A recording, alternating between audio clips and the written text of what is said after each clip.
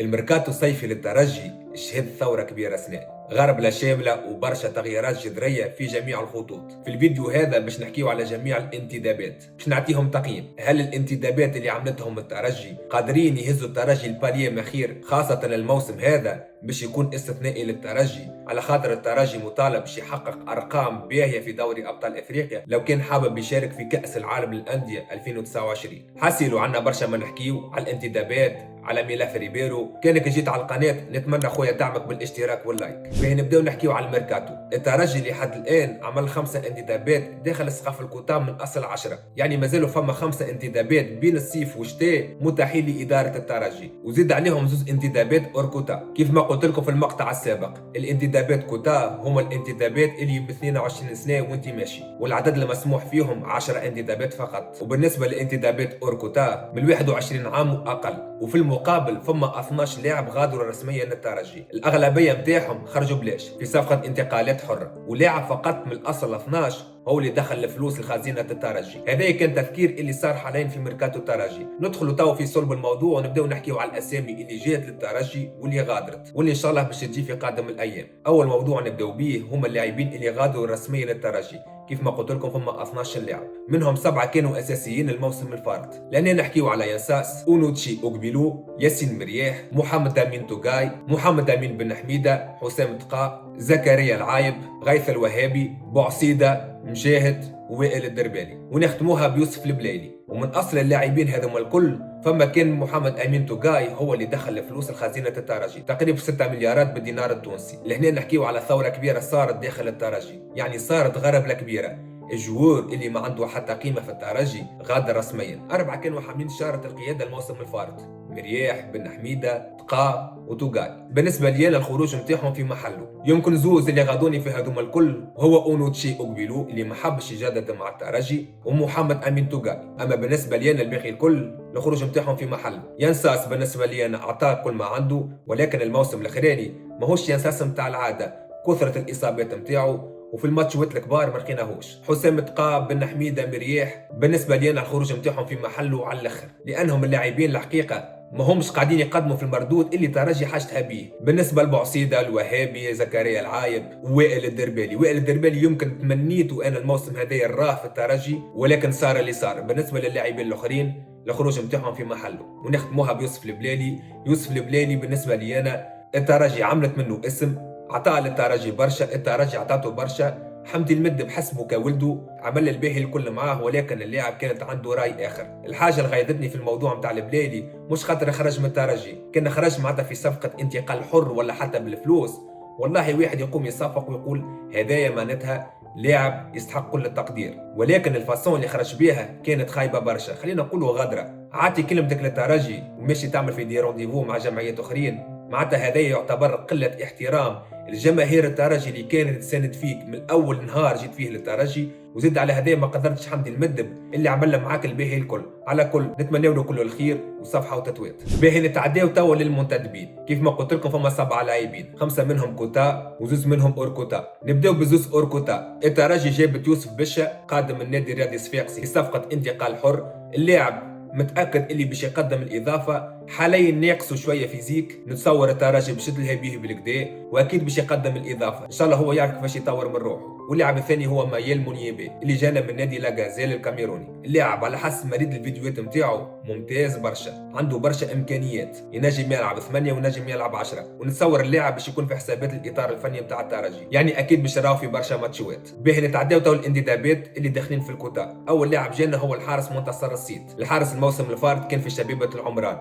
بالنسبه لي انا منتصر السيد راهو حارس ممتاز برشا. العمر نتاعو يعتبر مازال صغير 26 عام. اللاعب كي كان مع العمران قدم مواسم ممتازه معاهم وطور من روحه، هذاك علاش الترجي جابته.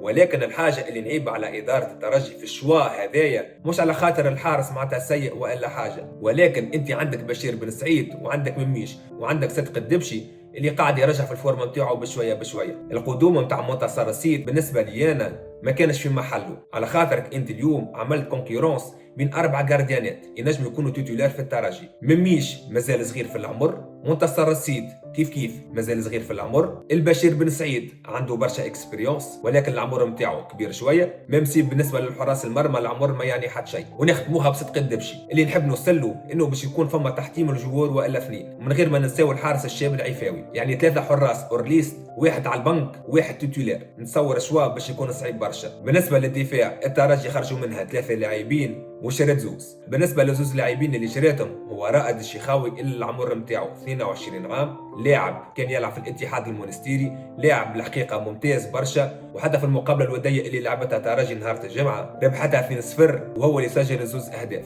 اللاعب في الكرات الثابته باش يكون عنده دور كبير برشا حكم انه اللاعب طويل ويعرف كيفاش يستغل الكرات الثابته. والمدافع الثاني هو مروان الصحراوي اللي هو في الاصل كان ولد الترجي والموسم الفارط كان مع الملعب التونسي، كان القائد نتاعهم. اللاعب هذايا كيف راهو ممتاز برشا واكيد باش يكون عنده دور مهم في التشكيله نتاع الترجي، يعني حاليا في قلب الدفاع باش تكون الكونكورونس بين 3 لاعبين فقط اللي هما حمزه جلاسي، مروان الصحراوي ورائد الشيخاوي، وفما زاد امكانيه قدوم اللاعب بابكر ديارا اللي كان الموسم الفارط مع مستقبل سليمان. اللاعب لو كان جاي للترجي الصفقه نتاعو باش تعتبر صفقه انتقال حر واوركوتا خاطر العمر نتاعو 19 عام، لكن هذا ما يمنعش انها اداره الترجي مطالبه باش تجيب مدافع محوري باش ينجم يعاود توغاي. صحيح الموجودين حاليا ما همش خايبين، ولكن لو كانت تحب تحقق الاهداف نتاعك الموسم هذا لازم على الاقل لاعب كاليبر التالي. سمعت انها اداره الترجي تحب على لاعب دولي تونسي سابق، نتصور الاقرب هو علي غرام، ان شاء الله حسيل وربي يسهل فيما يقول هو خير. وبالنسبه للجهه اليسار فما انتداب ماشي على السكه صحيحه اللي هو اللاعب الاردني مهند ابو طه، العمر نتاعو 23 عام. من غير ما نسبقوا الاحداث، لو كان اللاعب جاي للترجي اكيد باش يقدم الاضافه وباش تكون الكونكورونس بينه وبين عرعار. اول ما اللاعب يصح في الترجي اكيد تنهبط عليه فيديو. وبالنسبه للجهه اليمين ما نتصورش باش يكون فما انتداب اخر، نتصور شواب باش يكون الاولاني هو دراجر والثاني محمد بن علي، وبوزايل للاسف النيه متجهه لتفسيخ العقد. نتعداو تو للوسط، الترجي لحد الان جابت محمد بن حاج محمود ومايل مونيبي، زوز لاعبين راهم ممتازين جدا واكيد باش يقدموا برشا اضافه للترجي، ولكن لحد الان الترجي ناقصها لاعب بيفو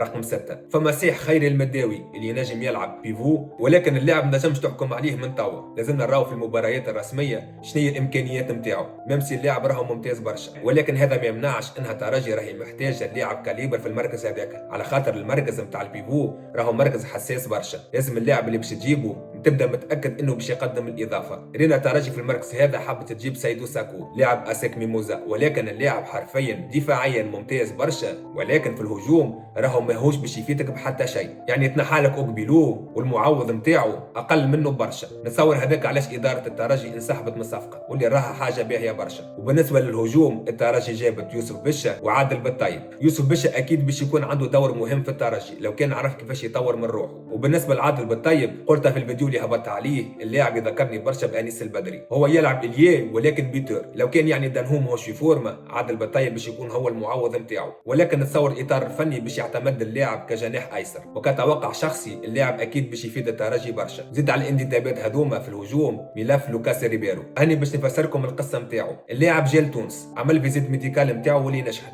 يعني الحاجه اللي بقات بينه وبين الترجي هو امضاء العقود، ولكن اداره الاتحاد الليبي رجعت في الموضوع هذايا، دخل فيها ملف اوكبيلو وبرشا خزعبلات، يعني خلينا نقولوا فما برشا ايادي خفيه قاعدين يعملوا في مستحيلاتهم الكل بس الصفقه هذايا ما تمش، بحكم اللي فما برشا مشاكل في الاداره نتاع الاتحاد الليبي. نتصور شيء هذايا خلى برشا امور تدخل بعضها. الاتحاد الليبي موافق على تسريح ريبيرو الا بشرط واحد، يحبوا على كايتا وجاك ديارا في صفقه انتقال نهائي، على خاطر الاتفاق اللي كان حاصل بين اداره الترجي والاتحاد الليبي هو انهم نعطيوهم كايتا كانتقال نهائي، ولكن جاك ديارا كإعارة. من الأول وافقوا على الشرط ومن بعد تراجعوا فيه بحكم إنه الإدارة نتاعهم تغيرت، ولاو توا طالبين نعطيوهم كايتا كانتقال نهائي ومعاه مبلغ مالي محترم، على خاطر جاك ديارا ما يحبش يلعب في ليبيا. شوف كملخص صفقة ريبيرو، حكم انه يوسف البليلي خرج من الترجي، نتصور انه حمدي المدب وشكري الويعر نتصور باش يعملوا مستحيلاتهم الكل باش يجيبوا اللاعب في اقرب وقت ممكن، على خاطرك انت في الهجوم ما عادش عندك اللاعب كاليبر اللي كان هاز الجمعيه على ظهره، كان عندك البليلي خرج. اليوم في الهجوم عندك عادل بالطيب صحيح نجم يعاون،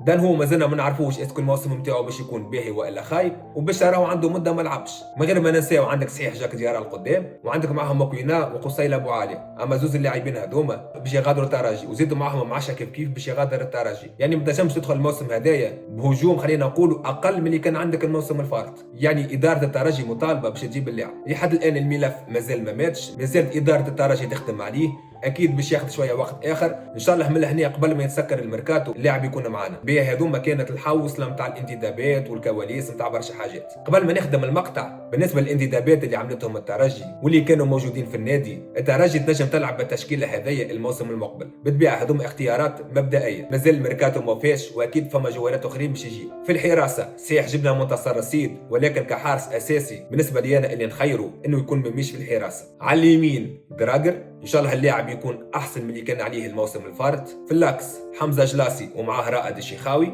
وعلى اليسار الياس عرعار. ولو كان جاي مهند ابو طه نتوقع الانسب انه يكون ابو طه هو الاساسي. نتعداو للوسط، البيفو باش يكون خير المداوي، وقدامه باش يكون محمد الحاج محمود كبوكس تو بوكس، وزيد معاه الكابيتان الجديد نتاع الترجي حمزه رفيعه اللي باش يكون هو الروليور. من غير ما نساو انه منيبي باش يدخل في كونكورونس ديريكت مع الحاج محمود. بالنسبه للهجوم على اليمين المتاح حاليا باش يكون يوسف بشا، ولو كان جا لوكاس ريبيرو هو اللي باش يكون اساسي بالطبيعه. على اليسار عادل بالطيب، وكابوتا باش يكون دانهو. لو كان الامور ما مشاش مع دانهو نتصور عادل بالطيب باش يكون هو بونتا، وعلى اليسار جاك ديارة. هذه تشكيله باللاعبين المتاحين حاليا. اكيد من هنا لاخر الميركاتو باش يكون فما تغييرات، ان شاء الله اداره الترجي تزيد تخدم اكثر وتحاول تدعم الفريق باللي تقدر عليه. بالنسبه لي انا الميركاتو هذا نعطيه 6/10. الميركاتو مازال ناقص برشا. لو كان جا لوكاس ريبيرو مهند ابو طه وجبت لاعب بيفو نصور النوتي نجم يطلع ل 8، ولو كان جبت معاهم مدافع محوري كاليبر لهنا نجم نقولوا 10/10. بالنسبه لاداره الترجي بقى لها 5 انتدابات من هنا للشتاء، ان شاء الله تعرف كيفاش تستغلهم،